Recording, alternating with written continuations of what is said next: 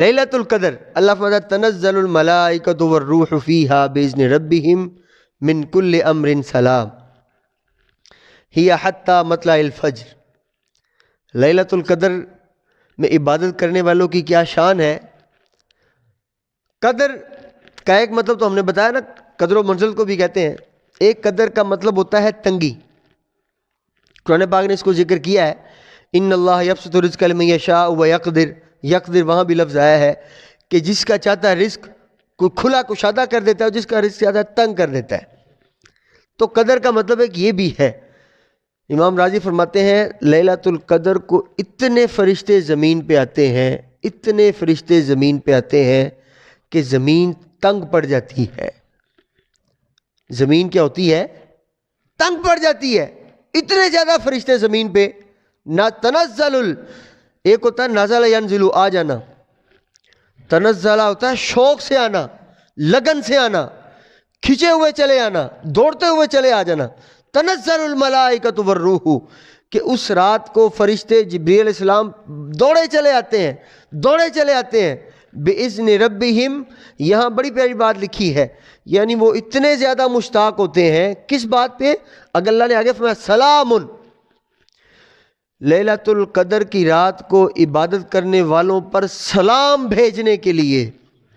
حالانکہ سلام تو آسمانوں سے بھیج سکتے ہیں نا، ہم سرکار پہ درود و سلام پڑھتے ہیں تو یہاں پڑھنے الصلاۃ والسلام علیک یا رسول اللہ، بیٹھے تو یہاں پہ ہوئے، خوش نصیب وہ چلو جو مدینہ میں جا کے پڑھتے ہیں، چلو جو نہیں جا سکتے یہاں سے پڑھ دیتے ہیں، تو سلام تو کہیں سے بھی بھیجا جا سکتا ہے۔ تو فرشتے چاہتے تو آسمانوں سے سلام بھیج سکتے تھے ان لوگوں پر جو لیلۃ القدر کی رات کو عبادت کرتے ہیں، لیکن یہ سلام ادھر سے ہو سکتا تھا، لیکن یہ پروٹوکول ہے کن کا؟ ان لوگوں کا جو رات کو کھڑے ہو کر اللہ کی عبادت کرتے ہیں۔ تو اللہ فرماتا ہے کہ لیلۃ القدر کی رات کو فرشتے امت محمدی پر سلام بھیجنے کے لیے اتنے بیتاب ہوتے ہیں، اتنے بیتاب ہوتے ہیں، بے قرار ہوتے ہیں۔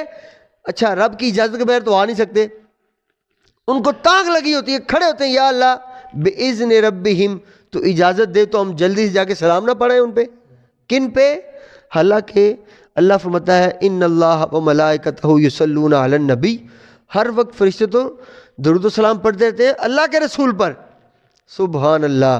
اب یہاں اندازہ لگائیں ان لوگوں کی قدر و منزلت کا جو لیلۃ القدر کو عبادت کرتے ہیں۔ تو اللہ یعنی اس دن فرشتے سرکار پہ درود و سلام پڑھتے ہیں، لیکن خاص طور پر زمین پہ آتے ہیں ان لوگوں پر سلام بھیجنے کے لیے جو اللہ تعالیٰ کی عبادت کرتے ہیں لیلۃ القدر کی رات کو۔ تو یہ کچھ قدر و منزلت ہے لیلۃ القدر کی رات کی۔ تو کوشش کریں، 5 راتیں ہیں، آج کی 21ویں ہے، 23ویں ہے، 25ویں، 27ویں، 29ویں، 5 راتیں ہیں، اور یہ پتہ نہیں کب نصیب ہونی ہے، اگلے سال ہونی ہے نہیں ہونی ہے۔ کتنے افراد تھے ہمارے اہل محلہ، ہمارے گاؤں کے، جو پچھلی بار تھے اب نہیں ہیں، بڑی، اور وہ بوڑھے بھی نہیں تھے، کئی ایسے جوان جو بیچارے چلے گئے، ہمارے کئی ایسے جوان بچے چلے گئے۔ تو یہ کوئی گارنٹی نہیں ہے کہ ہم نے 60-70 سال کا ہو کے فوت ہونا ہے، کیا پتہ۔ تو کوشش کریں رمضان کی یہ جو طاق راتیں ہیں، اگر اجازت دے، اگر آپ کے حالات رزق حلال فرض ہے، یاد رکھ لیں رزق حلال فرض ہے، اگر آپ کے حالات اجازت دیں، رات کا قیام آپ کے دن کے رزق حلال میں خلل نہ ڈالتا ہو اور آپ کے رزق حلال میں کوئی کمی نہ آتی ہو، وہ بھی تو ضروری ہے نا، ماں بہن بچوں کا جو رزق ہے ذمہ داری ہے وہ سب سے پہلے۔ تو کوشش کریں کہ طاق راتوں میں، ویسے تو ہر رات کو ہی رمضان کی بابرکت ہے، لیکن طاق راتوں میں چونکہ لیلۃ القدر آنی ہے، یہ وہ رات ہے جس میں فرشتوں نے ہم پر سلام بھیجنے کے لیے زمین پہ آنا ہے، اور اتنے فرشتوں نے آ جانا ہے کہ جگہ تنگ پڑ جانی ہے۔ تو اللہ تعالی ہمیں عمل کی توفیق عطا فرمائے۔